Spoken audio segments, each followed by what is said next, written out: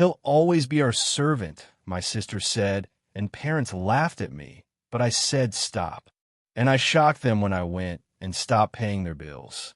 The next day, I came home from work that evening, exhausted, and just wanted to crash in my room.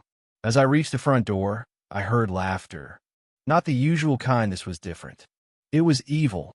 Curious, I stayed still and listened. He will always be our servant, my sister Emily said. My parents laughed. Yeah.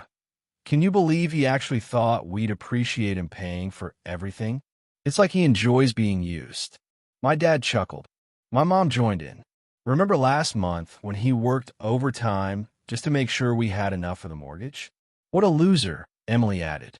And when I told him I needed money for the wedding, he just handed it over like a trained dog. Pathetic.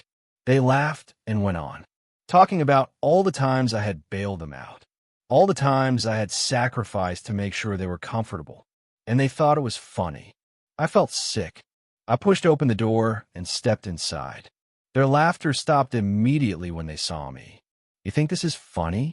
My voice trembled with anger. I've done everything for this family.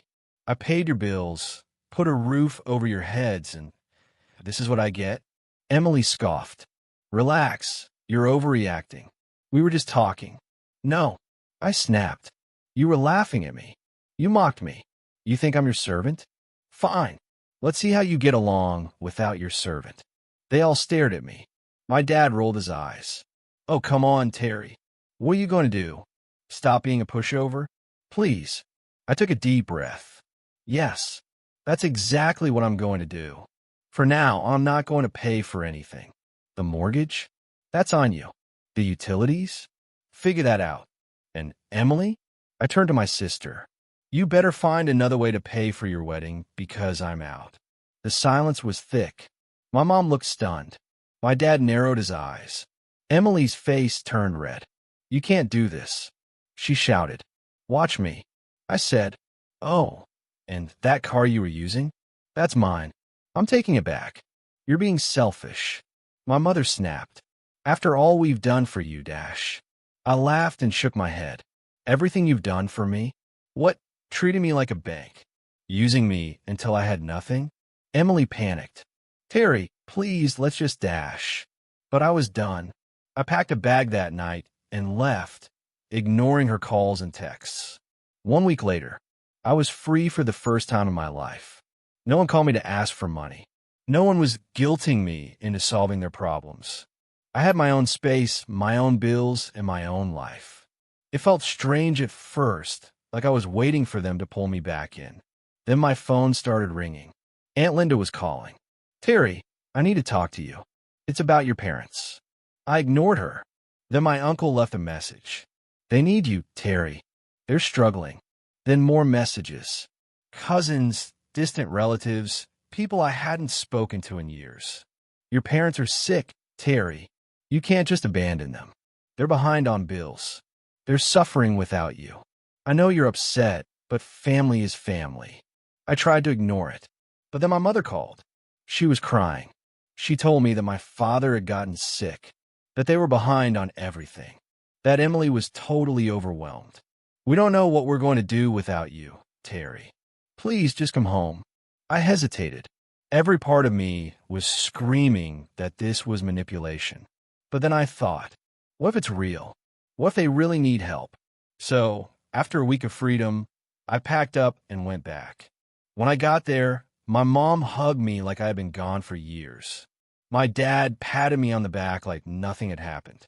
Emily acted as if she had never insulted me in her life. We're so glad you came to your senses, Terry. My mom said, I didn't know how to feel. Had I made a mistake? Or had I done the right thing? The next morning, I checked my parents' finances. They weren't behind on any bills. My father wasn't sick, he had a mild cold. Emily wasn't overwhelmed. She'd spent the week out with friends. It was all a lie. They just wanted me back, because they knew I would take care of things again. And I did, because I didn't know how to leave. I was back for a month. A whole month of paying their bills, driving Emily around, paying for my mom's groceries and my dad's drinking. A whole month of them treating me like nothing had ever happened. At first, I told myself I was doing the right thing, that maybe I had overreacted before. Maybe I was being dramatic. Then one night, I overheard something that made my blood run cold. I was in my room, exhausted after another long day at work. My parents thought I had gone to bed when my father spoke. "See? I told you he'd be back." Emily laughed. "He always does. He's too soft to leave us for good. And now everything is back to normal." My mother added, "We don't have to worry about a thing. He'll take care of it like he always does." Then my dad said something that hit me like a brick in the face. "It's funny how he actually thought he could leave. He'll never leave. He's too weak." I froze. They weren't happy that I was back because they missed me. They were happy because they had one. I wasn't their son. I was their property. I didn't sleep that night. Every moment of my life with them replayed in my mind every time they guilt me. Every time they laughed at my sacrifices. Every time they made me feel like I had to be the one to hold the family together. No more. I was done. But this time, I wasn't just going to walk away. I was going to make sure they felt it. The next morning, I called my cousin Jake. "You were right." I told him. "I never should have come back." Jake didn't gloat. He just said, "Well, let's get you out of there." For real this time. We came up with a plan. I started quietly moving my things out, taking a little each day when no one was looking. I sold the car Emily had been using and kept the money for myself. I found a job in another state and signed a lease for a new apartment. I made sure every detail was taken care of. Then I waited for the perfect time. A week later, Emily's wedding planner called the house. "I need to confirm payment for the venue," she said. Emily handed me the phone as if it were my responsibility. "Terry, just give her your card." I took the phone, smiled at Emily, and said into the receiver, "Actually, there won't be any payment. My sister can find out for herself." Then I hung up. Emily's face fell in horror. "What? I'm not paying for your wedding," I said. "In fact, I'm not paying for anything anymore." My mom jumped in. "Terry, don't be ridiculous. You know, we need you." "No," I said, standing up. "You use me, and I'm done."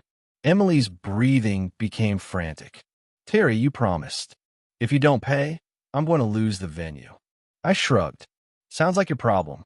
Then my dad slammed his fist down on the table. "Enough. You're not leaving. You're part of this family, and that means taking care of us." I turned to him and smiled. "No, it doesn't." Then I took my house key out of my pocket, put it on the table, and walked to the door. They all started screaming. Emily was crying. My mom was screaming about how I was ruining everything. My dad was cursing me. I didn't care. I walked out, locked the door behind me, and walked away for the last time. That same week, I moved across the country. I changed my number, blocked everyone on social media. I thought they'd come after me, but they didn't. Instead, I started getting messages from my extended family. "Terry, you have to come back. Your parents are devastated." "Terry, Emily had to cancel her wedding because of you." "Terry, you have abandoned your family." I ignored every one of them. Then, 3 weeks later, I got a text from Jake. "Dude, your parents are freaking out. Turns out they never really learned how to handle money because you always did it for them. They're screwed." I stared at the message for a long time. Then I turned off my phone, leaned back in my chair, and smiled. While I walked in the front door, they acted like they had missed me. My mom hugged me. My dad patted me on the back. Emily beamed as if everything was normal. "We're so glad you came to your senses, Terry," my mom said, smiling warmly. I nodded without saying anything. I told myself I was just here to help, to make sure they didn't fall apart completely, that I wouldn't be manipulated again. That night, I stayed in my old room. Lying in bed, I told myself I had done the right thing. Then I heard it. Through the thin walls, their voices drifted in from the living room. "I told you he'd be back." My father chuckled. Emily laughed. "I knew it. He always comes crawling back. He can't survive without us." He actually thought he could leave. My mother added, "Poor thing. He'll never stop being our little servant." They continued to laugh. I lay there staring at the ceiling, my whole body frozen.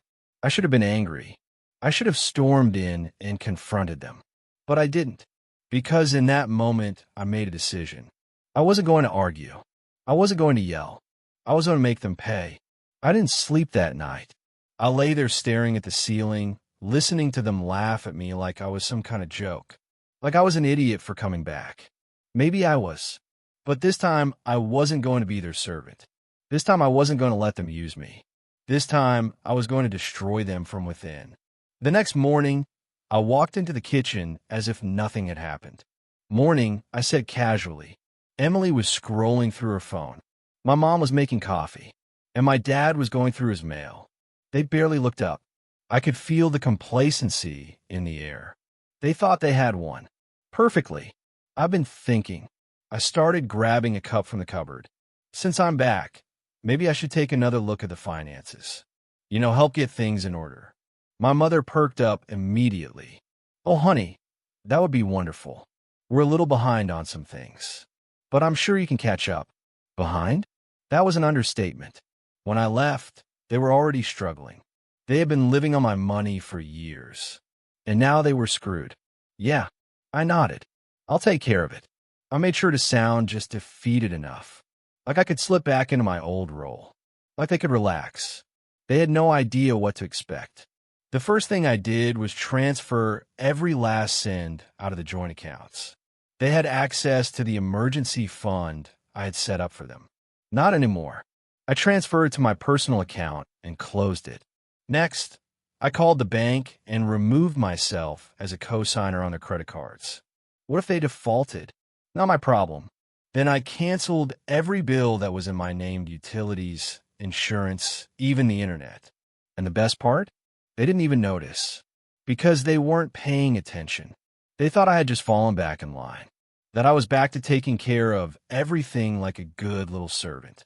Until, of course, the power went out. Emily's wedding was only a few months away, and she was still completely dependent on me to pay for it. So I made sure that didn't happen. She had been bragging to her friends about the venue, the dress, the catering. Everything was booked. Everything was perfect. Then one morning she burst into my room. Terry, what have you done? I looked up from my laptop, playing dumb. What are you talking about? The venue called. They said the deposit was never paid, and now they're giving the date to someone else. I blinked. Huh, that's weird. Weird? You were supposed to take care of this. You promised. I shrugged. Did I? Her face turned red. Fix it. I leaned back in my chair. No. For the first time in her life, she was speechless. No, she repeated, as if she had never heard the word before. That's right. No. Find another way to pay for it. Emily opened her mouth, then closed it.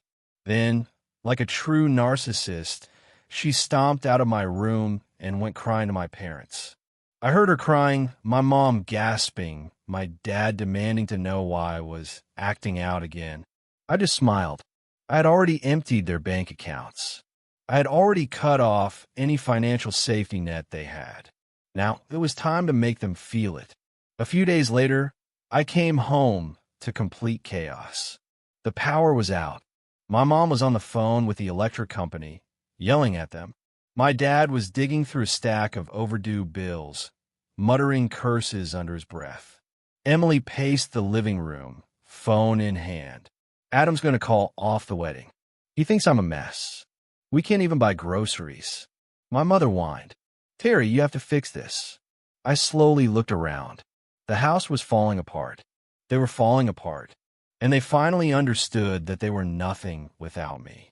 I crossed my arms. Not my problem.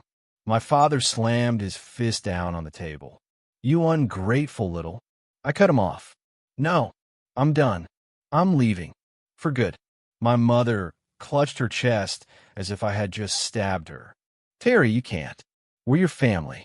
Emily began to sob. You can't do this to me. I walked over to the counter, grabbed my house key from my keychain, and threw on the table. Watch me. And then I walked out the door. A week later, I was settled into my new apartment across the country, far, far away from them. Then Jay called me, laughing hysterically. Dude, you totally broke it. I grinned. Oh, yeah. Your dad tried to get a loan denied. Your mom tried calling relatives for money nobody's giving her a dime. And Emily? She's been ghosted by half her friends because she threw a tantrum at her bridal shower and blamed you for ruining her life. I grinned. Sounds about right. Dude, I don't think they're going to recover from this. I leaned back in my chair, feeling lighter than I had in years. Good. And for the first time in my life, I meant it. It had been months since I had spoken to my family. No phone calls, no texts, no emails. I had completely cut them off, blocked their numbers, moved across the country, built a life that had nothing to do with them. At first, I expected to feel guilty. Maybe I'd have a moment of weakness, an urge to reach out to them. But I felt nothing. No sadness, no regret, just peace. Then one afternoon, Jay called me. Dude, you're not going to believe this. I could hear the amusement in his voice. I grinned. Oh, this should be good. Desperation mode activated. So, Jake started. Since you don't want to talk to them anymore, guess who they decided to latch on to next? I grinned. Oh, let me guess you. Bingo. He sighed. Your mom called me the other day, practically begging me to help them. I rolled my eyes. Let me guess. She suddenly needs family now that I'm gone. Jake chuckled. Word for word. She was so dramatic about it, too. Said they're struggling and don't know how to manage money without you. Gee, I wonder why. Then she says something like, if you don't help us, we might lose the house. I raised an eyebrow. Wait, they're actually going to lose the house. Not yet, Jake said, but they're circling the drain. Turns out, when you stop paying all your bills, things get really expensive. I couldn't help but laugh. Imagine that. Jake sighed. Then your dad tried to convince me that if I helped them out now, you'd eventually come around and rejoin the family. I scoffed. Not a chance in hell. I told them that, but they just kept pushing. Your mom even had the nerve to say, you don't want to be like Terry, do you? I roll my eyes. Oh, of course I do. Because standing up for myself is a bad thing. Jake snorted. Exactly. But wait, it gets better. Guess who else called me? I already knew the answer. Emily. Yep. And you want to guess why? I grinned. Her wedding. Ding, ding, ding. Jake sighed dramatically. She tried to convince me to foot some of the bill because she said, Terry's already ruined my life and you don't want to be like him, do you? I burst out laughing. Oh, that's pathetic. I told her no, of course. And dude, she lost it. Complete meltdown. Crying, screaming, saying I was dumping her just like you did. I shook my head. Let me guess. She ran to Adam, expecting him to fix everything. Jake let out a low whistle. Oh man, you're going to love this. So apparently Adam's family didn't like Emily already. His mother thought she was too entitled, but Adam ignored that. But after she flipped out about the wedding money, his mom told him straight out, if you marry her, you'll be making the biggest mistake of your life. I grinned. No way. Oh yeah? And guess what? What? Adam listened. I sat up. Wait, are you saying? The wedding is off. He dumped her. I let out a low whistle. Damn, she must be out of her mind. Oh, absolutely. She posted this long, dramatic rant on Facebook about how men are garbage and some people are heartless and don't care about family. I grinned. Translation. I can't manipulate anyone into fixing my life for me anymore. Exactly. For a moment, neither of us spoke. I just sat there and let it all sink in. They had spent years treating me like nothing, laughing at me, using me, thinking I would never leave. And now, without me, they were falling apart.